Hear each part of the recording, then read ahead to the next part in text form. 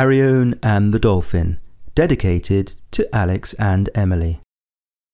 Hello, this is Bertie, and I'm here with another story from the Histories of Herodotus, written 2,500 years ago. Some people think that this particular story is a myth, but I'm not so sure. See what you think.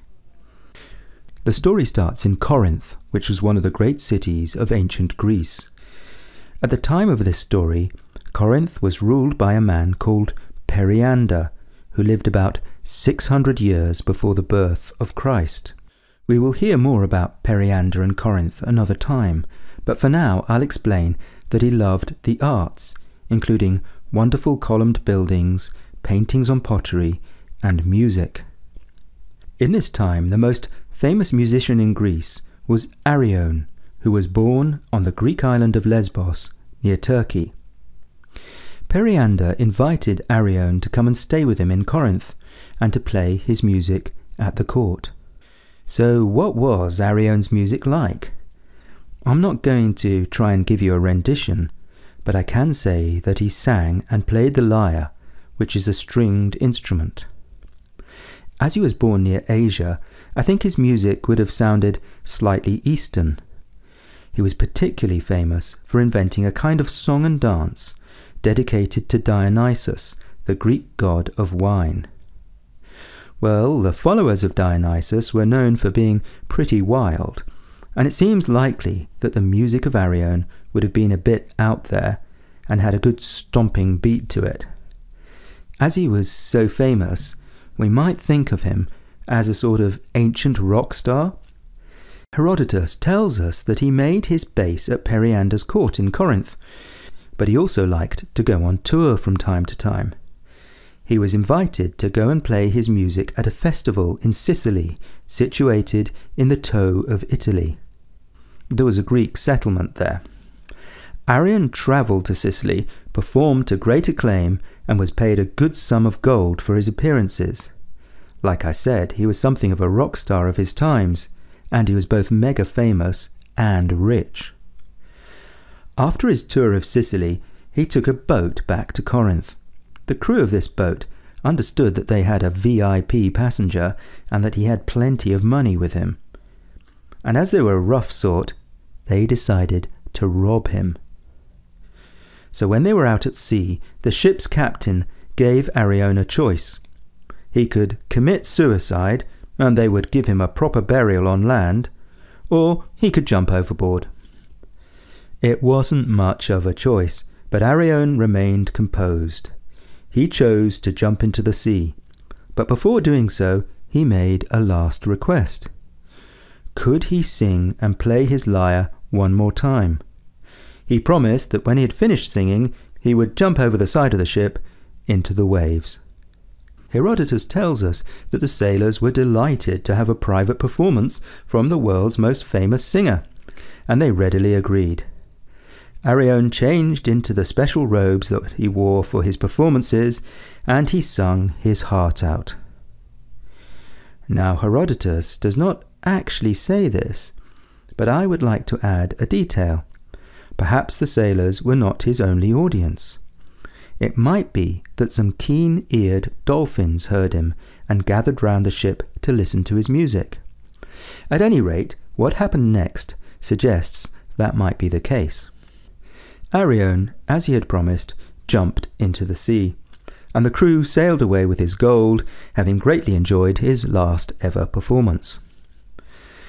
But Arion did not drown as they had expected, because he was saved by a dolphin.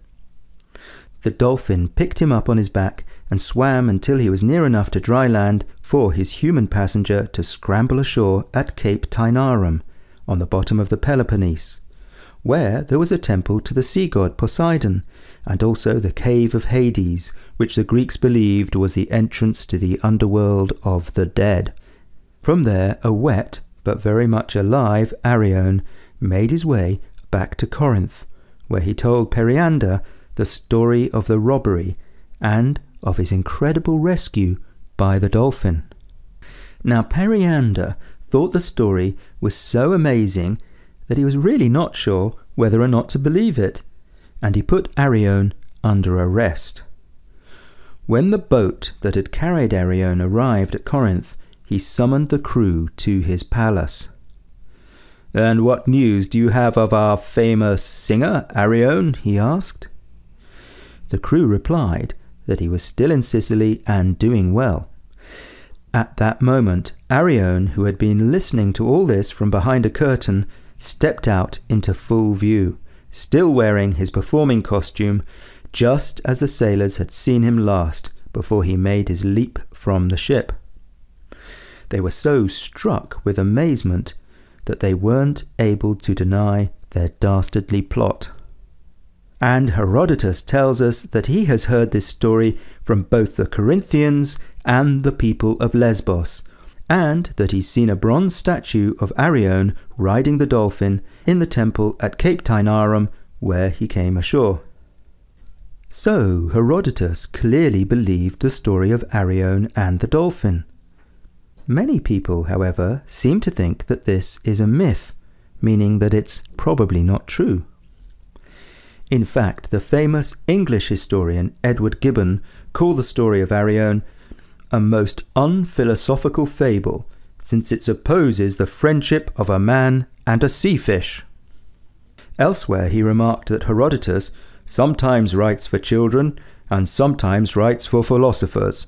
I think he's using the word philosophers in the meaning of those who love wisdom and truth. But is the story so unlikely? The sea, of course, is mainly full of fish, but dolphins live there too, and they are unusual because, like us, they are mammals. Mammals are animals that feed their offspring on breast milk.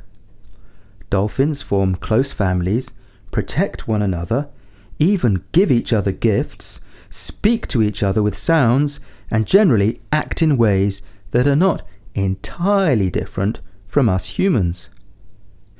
So Gibbon, writing in the 18th century, was wrong to call them sea fish. In fact, we have modern stories of people making friends with dolphins. In the year 2004, the British long-distance swimmer Adam Walker was swimming across New Zealand's Cook Strait when he noticed a great white shark beneath him. To his great relief, a pod of about 10 dolphins kept him safe until the shark swam off about an hour later. In the same year, also in New Zealand, a lifeguard called Bob Howes reported that dolphins protected him and his 2 daughters from sharks. And there are many other such stories. When I was growing up, my favourite part of a family trip to the safari park was to see the dolphin show. The trainers could command the dolphins to perform tricks like jumping through hoops, and sometimes a trainer swimming in the pool would hold on to the dolphin's fin, and the dolphin would pull him or her through the water. So while I think it's not possible that Arion actually rode on the back of the dolphin because he would have slipped off, it's not so completely impossible that dolphins helped him and maybe he held on to one of them. However, I have to say that perhaps I'm letting my feelings affect my judgment. If you've ever listened to Storynory, you probably know that I have a soft spot for stories about animals who are friends to humans. Perhaps I'm inclined to believe the dolphin story because I want to believe it. We will never know the truth about Arion and the dolphin for sure, but we do know that Periander, tyrant of Corinth, did exist, and that there were Greek settlements in Sicily in the west, and that Greeks lived on the eastern side of the Mediterranean Sea on islands near Turkey. These widely spread Greeks had different rulers, but they shared a language, religion, and culture, and they were connected by sea trade. It's perfectly possible that Periander invited a popular singer called Arion from Lesbos to come and stay with him in Corinth, and that Arion travelled to Sicily, and that he was robbed at sea. Anyway, kids, as always, you are the jury. It's up to you to listen to the story, perhaps do your own research, weigh the evidence, and decide which parts you believe to be true and which parts you think might be myth. Use your own judgment and use it wisely. And I am delighted to dedicate this story to Alex, aged 4, and Emily, aged 6, in California. Their family has become our latest supporter on Patreon, and their dad Joe writes, "We love Storynory and listen every Saturday morning at breakfast. Hope our contribution helps pay for coffee and more stories. We love the new Herodotus, and we especially like the new Bertie series. Thank you for entertaining our mornings and expanding our imaginations." And thank you, Joe, Alex and Emily, for supporting us, because it really means the world to us when our listeners give us a little help.